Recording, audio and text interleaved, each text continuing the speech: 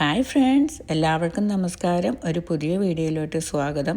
ഇന്ന് നമുക്ക് മാങ്ങാ പിക്കിൾ എങ്ങനെയാണ് ഉണ്ടാക്കുന്നതെന്ന് നോക്കാം. ഇപ്പോൾ മാങ്ങയുടെ സീസണാണല്ലോ, എല്ലാവരും മാങ്ങാ പിക്കിളൊക്കെ ഉണ്ടാക്കി സേവ് ചെയ്യുന്ന സമയമാണ്. അപ്പോൾ മാങ്ങാ പിക്കിൾ എങ്ങനെയാണ് ഉണ്ടാക്കുന്നതെന്ന് നോക്കാം. ഞാൻ ഇന്ന് ഉണ്ടാക്കുന്ന മാങ്ങാ പിക്കിൾ നമുക്ക് ഇന്ന് തന്നെ കഴിക്കാൻ പറ്റിയ ടൈപ്പ് മാങ്ങാ പിക്കിളാണ്. സെയിം ഡേ തന്നെ കഴിക്കാൻ പറ്റിയ മാങ്ങാ പിക്കിൾ എങ്ങനെയാണ് ഉണ്ടാക്കുന്നതെന്ന് നോക്കാം. ഞാൻ മാങ്ങ അച്ചാർ ഉണ്ടാക്കാനായിട്ട് പച്ചമാങ്ങ ചെറുതായി കണ്ടിച്ച് വെച്ചിരിക്കുന്നതാണ്. അതിൻ്റെ ഒപ്പം മുറിച്ച് വെച്ചിരിക്കുന്നതാണ് ഒരു വലിയ കഷ്ണം ഇഞ്ചിയും 5-6 കഷ്ണം വെളുത്തുള്ളിയും. ഇത് കണ്ടോ, ഇതുപോണം ചെറിയ പീസായിട്ടാണ് ഞാൻ നോർമലി മാങ്ങാപ്പിക്കിൾ ഉണ്ടാക്കാൻ നേരത്ത് അരിയുന്നത്. ചിലർ ഇതിനേക്കാളും കുറച്ചും കൂടെ വലുതായിട്ട് അരിയാറുണ്ട്. അത് നിങ്ങളുടെ ഇഷ്ടം. അപ്പോൾ നമുക്ക് ഈ അരിഞ്ഞു വെച്ചിരിക്കുന്ന മാങ്ങ കൊണ്ട് എങ്ങനെയാണ് മാങ്ങാപ്പിക്കിൾ ഉണ്ടാക്കുന്നതെന്ന് നോക്കാം.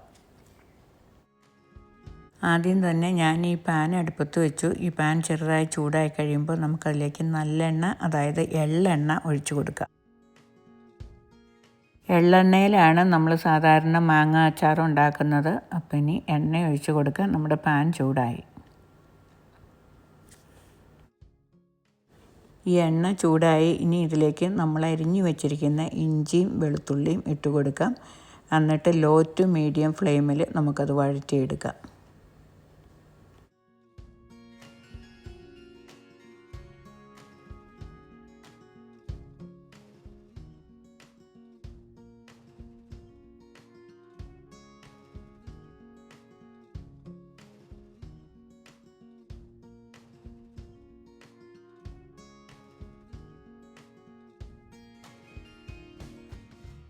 നമ്മുടെ ഇഞ്ചിയും വെളുത്തുള്ളിയും എല്ലാം ആവശ്യത്തിന് വഴണ്ടു. ഞാൻ തീ ഓഫ് ചെയ്തു. ഇനി നമുക്ക് ഈ അടുപ്പത്തു നിന്ന് ഇത് മാറ്റി വയ്ക്കാം. എന്നിട്ട് ഈ എണ്ണ ചെറുതായിട്ടൊന്ന് തണുത്ത് കഴിയുമ്പോൾ അതിലേക്ക് ആവശ്യത്തിനുള്ള മസാലപ്പൊടികൾ ഇട്ട് കൊടുക്കാം. അതായത് അച്ചാറിന് വേണ്ട മസാലപ്പൊടികൾ. ഇനി ഇതിലേക്ക് നമുക്ക് ഒരു 4 ടീസ്പൂൺ കാശ്മീരി ചില്ലി പൗഡർ ഇട്ട് കൊടുക്കാം. എനിക്ക് അധികം എരിവ് ഇഷ്ടമില്ലാത്തതിലാണ് ഞാൻ കാശ്മീരി ചില്ലി പൗഡർ തന്നെ യൂസ് ചെയ്യുന്നത്. അപ്പോൾ നിങ്ങളുടെ എരിവിൻ്റെ അനുസരിച്ചിട്ട് കാശ്മീരി ചില്ലി പൗഡറും സാധാരണ മുളക് പൊടിയും കൂടി മിക്സ് ചെയ്യാം. അതുകൊണ്ട് മുളക് പൊടിയുടെ ക്വാണ്ടിറ്റി നിങ്ങളുടെ എരിവിൻ്റെ അനുസരിച്ചിട്ട് കൂട്ടുകയോ കുറയ്ക്കുകയോ ചെയ്യണം. ഇതിലേക്ക് നമുക്ക് 1 ടീസ്പൂൺ ഉലുവപ്പൊടി ഇട്ട് കൊടുക്കാം. 1 ടീസ്പൂൺ കായപ്പൊടി ഇട്ട് കൊടുക്കാം. ഈ കായപ്പൊടിയുടെ സ്ഥാനത്ത് നിങ്ങൾക്ക് മുഴുവനായി കിട്ടുന്ന കായം സെപ്പറേറ്റ് ഇച്ചിരി എണ്ണയിൽ മൂപ്പിച്ച് അത് പൊടിച്ചും ഇടാവുന്നതാണ്. അതിനായിരിക്കും കൂടുതൽ ടേസ്റ്റ്. ഞാൻ എളുപ്പത്തിനായിട്ടാണ് കായപ്പൊടി ഇട്ട് കൊടുത്തത്. ഇത് അധികം ചൂടില്ലാത്ത എണ്ണയാണ്. ഈ പൊടികളെല്ലാം കൂടി ഒരു 1/2 മിനിറ്റ് നേരം ഇളക്കി യോജിപ്പിക്കാൻ നമുക്ക്. അത് കഴിഞ്ഞ് നമ്മൾ അരിഞ്ഞു വെച്ചിരിക്കുന്ന മാങ്ങ കഷ്ണങ്ങൾ ഇതിലേക്ക് ഇട്ട് കൊടുക്കാം. നമ്മുടെ അച്ചാർ മസാല റെഡിയായി. ഇതിലേക്ക് നമ്മൾ അരിഞ്ഞു വെച്ചിരിക്കുന്ന മാങ്ങ കഷ്ണങ്ങൾ ഇട്ട് കൊടുക്കാം.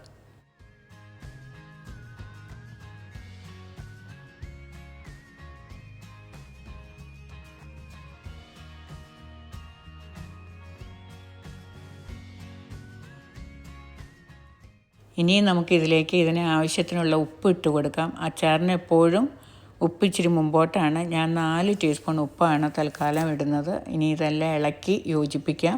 എന്നിട്ട് ഉപ്പിൻ്റെയോ മുളകിൻ്റെയോ അളവ് കുറവാണെങ്കിൽ നമുക്ക് പിന്നെ സ്വാദനുസരിച്ചിട്ട് ഉപ്പും മുളകൊക്കെ പിന്നെ ആഡ് ചെയ്യാവുന്നതാണ്. ഈ മാങ്ങയും അച്ചാർ മസാലയും കൂടെ നമുക്ക് നന്നായിട്ട് ഇളക്കി മിക്സ് ചെയ്തെടുക്കാം.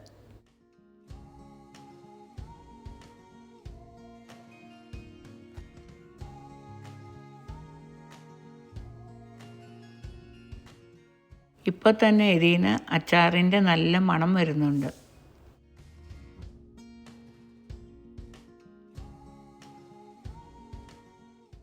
നിങ്ങൾക്ക് ഈ മാങ്ങാച്ചാർ ഇപ്പോൾ എടുക്കാനല്ല, ഇത് ഒരാഴ്ച കഴിഞ്ഞ് തൊട്ട് യൂസ് ചെയ്യാനാണെങ്കിൽ ഇത്രമാത്രം മതി. ഇത് അച്ചാർ റെഡിയായി. ഇനി ഇത് നന്നായി തണുത്ത് കഴിയുമ്പോൾ നമുക്ക് നല്ല ഡ്രൈ ആയിട്ടുള്ള ക്ലീൻ ഭരണിയിലോ അല്ലെങ്കിൽ നല്ല ഗ്ലാസിൻ്റെ കുപ്പിയിലോ ഗ്ലാസ് കണ്ടെയ്നറിലോ ഇട്ട് അടച്ചു വെച്ചാൽ മതി. ഇത് ഫ്രിഡ്ജിൽ സേവ് ചെയ്യുകയാണെങ്കിൽ നിങ്ങൾക്കിത് 1 കൊല്ലം വരെ ഇരിക്കും. വെളിയിലാണെങ്കിലും വെള്ളമൊന്നുമില്ലാത്ത നല്ല ഡ്രൈ ആയിട്ടുള്ള കുപ്പിയിലാണെങ്കിൽ ക്ലീനായിട്ട് എടുത്തു കഴിഞ്ഞാൽ 6 മാസം വരെ നിങ്ങൾക്കിത് വെളിയിൽ സേവ് ചെയ്യാം. പക്ഷെ ഞാനിത് ഇപ്പോൾ എടുക്കാനാണ് ഉണ്ടാക്കുന്നത്. അതുകൊണ്ട് നമുക്കിതിലേക്ക് കുറച്ചും കൂടി മോഡിഫിക്കേഷൻ ചെയ്യാം. എനിക്ക് ഈ അച്ചാർ ഇന്ന് തന്നെ യൂസ് ചെയ്യാനുള്ളതാണ്. അപ്പോൾ ഞാനിതിലേക്ക് ഏകദേശം 1/2 ഗ്ലാസ് വെള്ളം ഒഴിച്ചു കൊടുത്തു. ഇത് നമ്മൾ കടയിൽ നിന്ന് വാങ്ങുന്ന ഡ്രിങ്കിങ് വാട്ടറാണ്. അപ്പോൾ ഇതിൻ്റെ സ്ഥാനത്ത് നിങ്ങൾക്ക് തിളപ്പിച്ചാറിയ വെള്ളം ഒഴിച്ചു കൊടുക്കാം. ഇനി നമുക്കിത് ചെറു തീയിൽ ഈ മാങ്ങ അച്ചാറും ഈ വെള്ളവും കൂടി ചെറുതായി ഒന്ന് ചൂടായി കിട്ടുന്നവരെ ഇതോണം ഇളക്കി കൊടുത്തുകൊണ്ടിരിക്കുക. നമ്മൾ വെള്ളം ഒഴിക്കാതെ നമ്മൾ പിന്നെ എടുക്കാൻ വേണ്ടി ഉണ്ടാക്കുന്ന മാങ്ങ അച്ചാറിലാണെങ്കിൽ ആ ഇടുന്ന ഉപ്പ് അനുസരിച്ചിട്ട് ഇത് അടച്ചു വെച്ച് കഴിയുമ്പോൾ ഉപ്പിൽ നിന്ന് തന്നെ വെള്ളം ഇളകി നമ്മുടെ അച്ചാറിൽ ആവശ്യത്തിനുള്ള വെള്ളം കിട്ടും. ഞാനിത് ടേസ്റ്റ് ചെയ്ത് നോക്കിയപ്പോൾ ലേശം കായത്തിൻ്റെ കുറവ് പോലെ എനിക്ക് തോന്നി. അതിനാൽ ഞാൻ 1/2 ടീസ്പൂൺ കായം ഇതിലേക്ക് ഇട്ട് കൊടുത്തു. ഇനി ഇത് നന്നായിട്ട് ഇളക്കി യോജിപ്പിച്ചെടുക്കാം. നമ്മളിതിലേക്ക് ഇച്ചിരി വെള്ളം ഒഴിച്ച് കൊടുത്തിട്ടുണ്ടല്ലോ. അപ്പോൾ ഈ വെള്ളവും മാങ്ങയും കൂടെ ചെറുതായി ചൂടായി വരുമ്പോൾ ആ മാങ്ങ ഒന്ന് സോഫ്റ്റായി കിട്ടും. അന്നേരം അത് ഇന്ന് തന്നെ കഴിക്കാൻ പാകത്തിന് നല്ല രുചിയിലുള്ള മാങ്ങ അച്ചാറായിട്ട് അത് വരും. അപ്പോൾ അതൊന്ന് ചെറുതായി സോഫ്റ്റായി കിട്ടുന്നവരെ നമുക്ക് ഇതോണം ഒന്ന് ഇളക്കി കൊടുത്തുകൊണ്ടിരിക്കാം.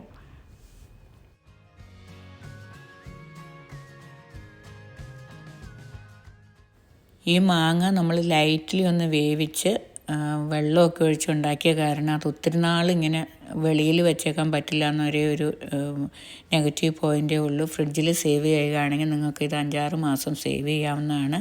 എപ്പോഴും മാങ്ങാച്ചാർ എടുക്കുമ്പോൾ ക്ലീൻ സ്പൂണ് കൊണ്ട്, വെള്ളമയമില്ലാത്ത സ്പൂണ് കൊണ്ട് എടുക്കുക. അന്നേരം അത് കേടുവരാനുള്ള ചാൻസ് ഒത്തിരി കുറവാണ്. എനിക്ക് ഈ ഗ്ലാസ് ഭരണിയിൽ ഇതോണം 3/4 ഭരണി അച്ചാർ കിട്ടി. ഇത് ഞാൻ 2-3 ദിവസം വെളിയിൽ വെച്ചേക്കും. അത് കഴിഞ്ഞിട്ട് ഞാൻ ഫ്രിഡ്ജിൽ സേവ് ചെയ്യും. ഞാൻ കഴിച്ചു നോക്കി, ഇതിന് നല്ല സൂപ്പർ രുചിയുണ്ട്. അപ്പോൾ നിങ്ങളെല്ലാവരും ഇതോണം അച്ചാറുണ്ടാക്കാൻ ട്രൈ ചെയ്യുക. എന്നിട്ട് എനിക്ക് ഫീഡ്ബാക്ക് തരിക. എൻ്റെ വീഡിയോ ഇഷ്ടപ്പെട്ടാൽ ഞാൻ എപ്പോഴും പറയും പോലെ ലൈക്ക് ചെയ്യാനും സബ്സ്ക്രൈബ് ചെയ്യാനും നിങ്ങളുടെ അഭിപ്രായം കമൻറ്റിൽ കൂടെ പറയാനും മറക്കരുത്. Thank you for watching. See you soon with another video.